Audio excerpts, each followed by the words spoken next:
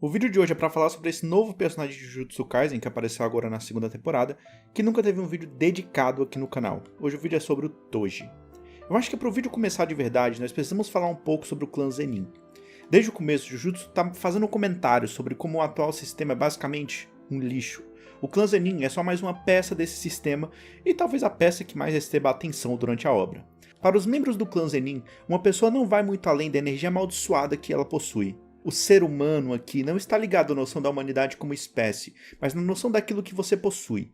Há esse lado composto por esses feiticeiros que herdaram algo de suas famílias, e há esse outro lado, desses homens e mulheres que não têm nada além de seus corpos. Aizen, mas não é assim que o Suguru Geto pensa? Ele não divide a vida humana em um valor subjetivo que está completamente fora do controle de cada indivíduo? Sim.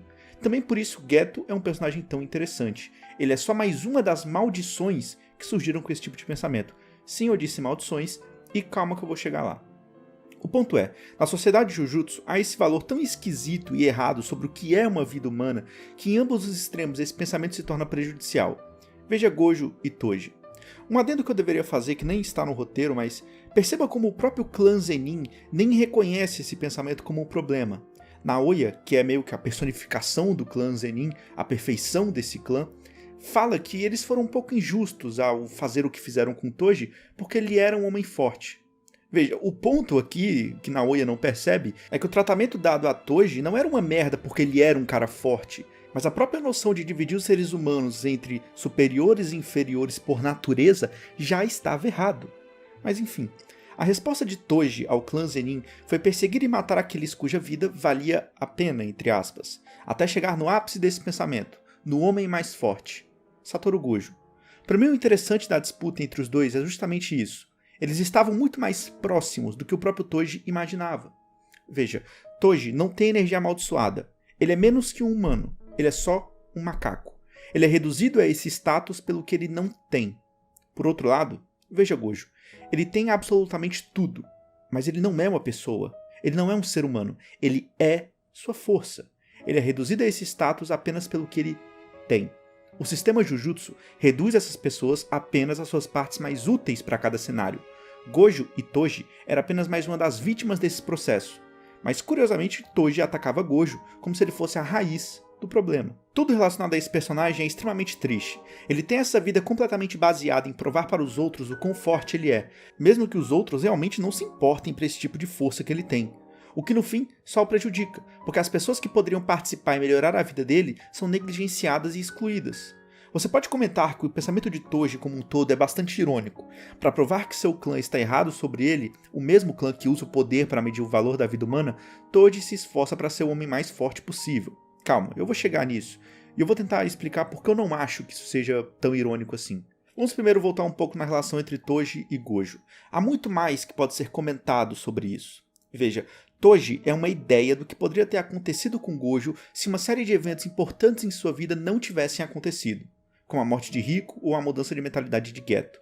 No vídeo sobre Gojo eu já comento sobre isso, mas é esse pensamento impregnado do valor do forte. Gojo não é exatamente o oposto do clã Zenin nessa questão. Podemos falar que ele é menos extremo, mas a ideia permanece quase a mesma. O valor de um humano e sua capacidade de escolha está diretamente ligado à sua força. Força é controle. Rico é essa garota absurdamente fraca que escolhe se sacrificar por um bem maior. Sua vida é significativa não pela energia amaldiçoada que ela possui, mas por todas as conexões que ela tem, que ajudam a garota a tomar sua decisão. Gojo tem seu ideal desafiado nesse arco. Força é controle? Então você tem esse homem muito orgulhoso que não passou por esse tipo de experiência. Acho, e isso apenas é um palpite, que a situação de Toji como alguém ostracizado pelo seu clã e pela sociedade em geral era tão extrema que ele naquele ponto já tinha desistido de qualquer redenção ou valor que a vida realmente pudesse ter. Por isso seu pensamento não é irônico. Não é mais que ele está tentando fazer nada além de seguir em frente. Ele é um homem injustiçado e ressentido com essa injustiça. Toji assume esse lado de fingir não se importar com ninguém além dele mesmo, mas em vários momentos podemos perceber o quão falso essa fachada é. Lá no fundo ele ainda tem esperança, e assim como Gojo, deposita ela não nele, mas em uma futura geração. Há durante vários momentos da obra o personagem se chamando de macaco. Nós temos um vídeo que fala um pouco mais sobre essas ligações entre o macaco e Buda, Gojo, Toji e blá blá blá. Mas enfim, o importante é que É impossível para ele separar o que ele é antes de ser apenas um macaco, entre aspas, um sub-humano. Toji é um pai. Ele não pode separar de si mesmo o lado que ainda ama Megumi. E por isso ele vende seu filho para o clã Zenin, porque no fundo ele sabe que mesmo que sua infância tenha sido uma merda, a de Megumi não será, porque ele nasceu com uma técnica amaldiçoada, porque ele é uma bênção. E aquele lugar seria melhor do que viver com ele, esse homem absolutamente ressentido com a vida. Ressentimento, raiva, negatividade. Toji é uma maldição criada pelo mundo Jujutsu para o mundo Jujutsu. O interessante para mim sobre o personagem de Toji é basicamente o efeito que ele deixa durante todo o resto de Jujutsu, mesmo após sua morte. Nós podemos ver ao decorrer do mangá o quanto o clã Zenin ainda teme sua figura, mesmo que ele já esteja morto há muitos anos. Eles são assombrados por qualquer coisa ou pessoa que seja minimamente parecido com Toji. Eu comento antes no vídeo que Toji seria como uma representação do que poderia ter acontecido com Gojo. E veja, ele e Gojo se distanciam em seus caminhos justamente por eventos causados direta ou indiretamente por Toji, como a morte de Riko ou a queda de Geto. E há também muita influência nas ações de Geto que são impactadas por Toji. A forma como ele lidou com a derrota, a diferença absurda de poder entre Geto e Gojo que se formou após o evento, a percepção de Geto sobre os privilégios da sociedade Jujutsu, tudo isso nasce indiretamente de Toji. Seu impacto é colossal dentro da obra, mesmo que ele já tenha morrido há muito tempo. Para um ponto final, precisamos falar de Toji após ser trazido de volta à vida. Ele reconhece Megumi e pergunta seu nome. O garoto responde Fushiguro, então Toji se mata.